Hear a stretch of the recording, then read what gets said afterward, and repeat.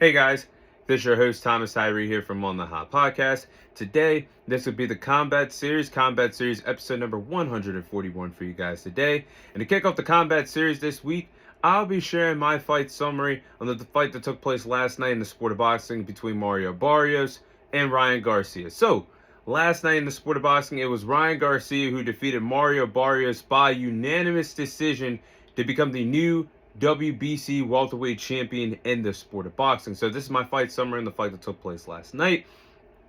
Honestly, this was one hell of a performance by Ryan Garcia. Now, my pick for the fight was Ryan Garcia to knock out Mario Barrios. I honestly thought this was going to be a 50-50 fight, but thinking about it the next day after the fight, the 12-0 shutout that Ryan Garcia had on Mario Barrios was actually more satisfying than Ryan Garcia getting a knockout victory. Why?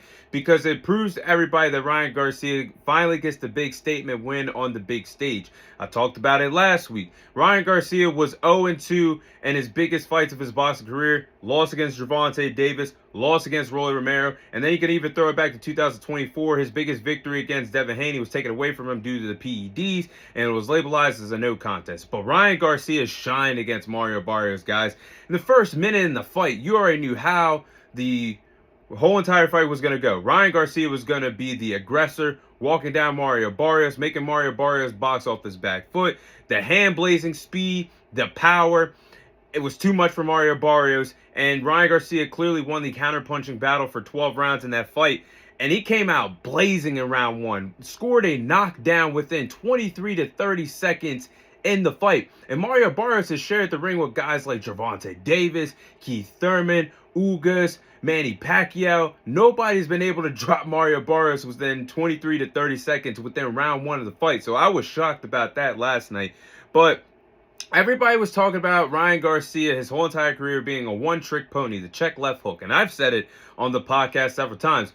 But that right hand that Ryan Garcia has now, that's a problem. You got the right hand and the check left hook. That's a problem for any of Ryan Garcia's opponents moving forward. And Mario Barrios, I don't know what the game plan was last night, but he just looked so gun-shy on the inside. He was not letting his hands fly. He was like a sitting duck, basically, waiting to get hit. Like, the power shots, I felt like for him, there was no inside game for Mario Barrios because the power shots that Ryan Garcia kept hitting him with just made Mario Barrios he was respecting Ryan Garcia's power way too much to do any damage in the inside. Could not generate any offense on the inside. Every time he was about to generate some offense, Ryan Garcia closed the back door, and he was back to phase one, boxing off the back foot. There was no jab from Mario Barrios, no counter shots landing significantly for Mario Barrios on Ryan Garcia, and no overhand right that was significantly landing on Ryan Garcia in a matter of 12 rounds in this fight. There was no momentum shifts for Mario Barrios, and he just looked so much slower compared to Ryan Garcia. This was everything that Ryan Garcia needed. This was everything that Ryan Garcia needed moving forward to get the big fights, the big names. But I'm just in shock of how Mario Barrios competed, guys. Like, again, boxing up the back foot.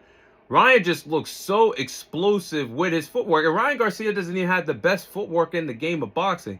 He was just running around circles around Mario Barrios, fighting in different lateral movements. Even saw Ryan Garcia do a crafty Philly shell. The spin move to avoid the right hand that Mario Barrios was trying to land in the first round after he scored the knockdown.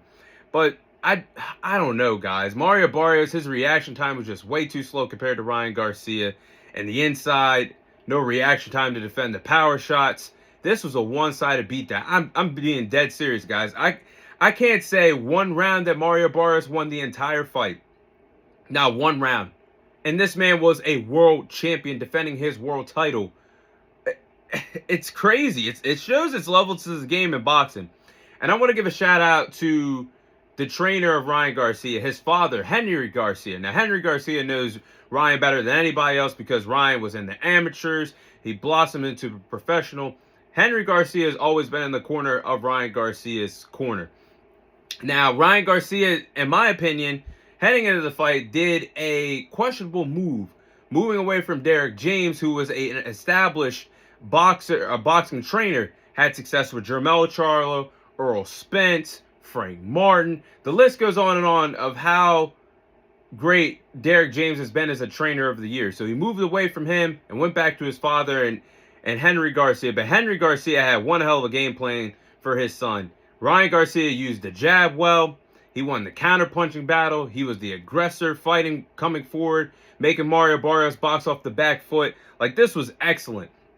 You could tell Ryan Garcia was in tip-top shape. He was looking good, tremendously physique-wise, to the point where people were getting on social media like Devin Haney and Shakur Stevenson. Oh, he's back on the juice. I think Ryan Garcia just had the best camp of his boxing career. He wasn't too small. He wasn't too big. That was the right size for Ryan Garcia. Pause. But that was the right game. That was the right size and the right conditioning game plan for Ryan Garcia to be in tip-top shape, to be able to outwork and outclass and outbox Mario Barrios for 12 rounds. That was really good work in the corner too, making adjustments in between rounds. And everyone was wondering, how the hell did Henry Garcia have a better game plan for his fighter compared to Joe Goosen that had the game plans for Mario Barrios? I'm just like, and Joe Goosen was Ryan Garcia's trainer when he fought Gervonta Davis 3 years ago. If anybody, you would know what Ryan Garcia's best attributes are. You would know what he likes to do, what shots he doesn't like to take, because you were a part of his training camp. You had front row seats to watch Ryan for 6 to 8 or more weeks when he was training for Gervonta Davis. And you gave no inside game to Mario Barrios because it would have showed in his game plan last night. 12-0 shutout. Great performance by Ryan Garcia. But again, this goes to my point of what I said last week. I looked at all the champions at welterweight, been following this division, and I said, out of all the champions, Mario Barrios was the weakest link at 147. He was. And it proved it. Because, yes, when Crawford vacated the titles when he left the welterweight division after becoming undisputed 3 years ago, fighters had to either fight for vacated titles to be elevated to be future world champions. And yes, Mario Barrios did defeat Ugas. But when Mario Barrios eventually became the full-time welterweight champion, he was well, I wouldn't say 0-2. He had 0 wins, now 1 loss in a title defense, and 2 draws, which is not good. That shows that you're a paper champion, because he had the draw against Abel Ramos on the Jake Paul-Mike Tyson card on Netflix. He had a draw with a 46-year-old Manny Pacquiao that was inactive from the sport for 4 years last summer. And I just knew if he had hardly any reaction time to keep up with Manny Pacquiao, who is one of the greatest of all time, don't get me wrong, but he's 46 years of age, inactive for 4 years. You couldn't keep up with him. You could barely keep up with him, just box enough to get a draw. Then you get in the ring with Ryan Garcia, explosive hands, powerful puncher. It was not going to be enough. So that goes to my point. Mario Barrios all along was the weakest link and a paper champion at 147. So let's move on now. We're going to have some fun here at welterweight. So what's next for Ryan Garcia? Well, there are 4 options on the table for Ryan Garcia after he won his first world title, that being the WBC welterweight title. So again, there's 4 fights on the table after Ryan Garcia won his first world title against Mario Barrios. Option A, Shakur Stevenson. Now, this is a fight that both fighters are signaling to. Ryan Garcia called out Shakur Stevenson, immediately defeating Mario Barrios, winning that fight next. Now, both fighters have faced each other in the amateurs. I did my homework on that. They faced each other in the amateurs. Both have wanted this fight for a long time, going back and forth with each other on social media. I think that's actually a really fun fight, whether they can make it at a catchweight of 144, or Shakur just moves up to welterweight to become possibly a 5-division world champion. But styles makes fights. Ryan Garcia's power, counter-punching skills, and explosive hands. Now he showed he has a dangerous right hand and still has the signature check left hook against Shakur Stevenson's defensive style. Great boxing IQ, lethal jab to keep his opponents off of him. Could Ryan Garcia be able to generate some offense in the inside against Shakur Stevenson, one of the best defensive fighters in the game? Option B, Devin Haney. Now this is one of the biggest fights to be made in 2026. The highly anticipated rematch between Devin Haney and Ryan Garcia. This is a rematch I want to see because they have history together. Everybody knows they went 3-3 against each other in the amateurs. Game 7 was 2024 where Ryan won, but then 2 weeks later his win got tainted away from him, took it away from him because of the PED positive test, and that got labelized as a no contest. But now this fight is even bigger because both guys are gaining momentum. Devin Haney defeated Brian Norman Jr. to become champion at 147. Ryan Garcia just defeated Mario Barrios to become world champion. And now you can have a possible title unification fight with the WBO and the WBC titles being on the line. And I think VADA tests will be valid if this rematch happens. I mean, Ryan did some VADA tests when he was in training camp preparing to fight Mario Barrios. I think that's still one of the biggest fights in the sport. Option C is Rolly Romero. Now, Rolly Romero did defeat Ryan Garcia clean in 2025 in Ryan Garcia's comeback fight when he was suspended for a year from the sport.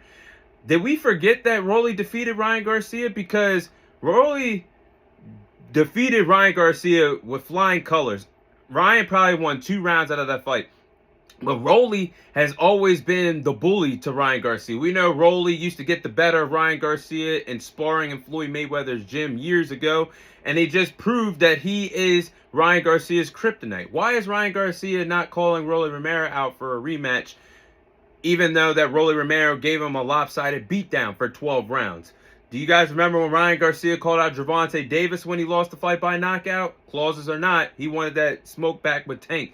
Why is he not calling Rolly Romero out for a rematch? I think that's a big fight still, and that fight can be bigger as well because Rolly Romero is the WBA welterweight champion. An easy title unification that can be made at some point in 2026. And then option D is Conor Benn. Conor Benn is the #1 ranked contender for the WBC welterweight championship. Actually just signed with Zuffa Boxing with Dana White and company. I think that's a fight that can be possibly made too because Conor is the mandatory for Ryan. If Ryan really wants to be a world champion, he might be forced to defend his title against Conor Benn before he does anything else at welterweight. So I think those are some big 4 massive fights for Ryan Garcia moving forward.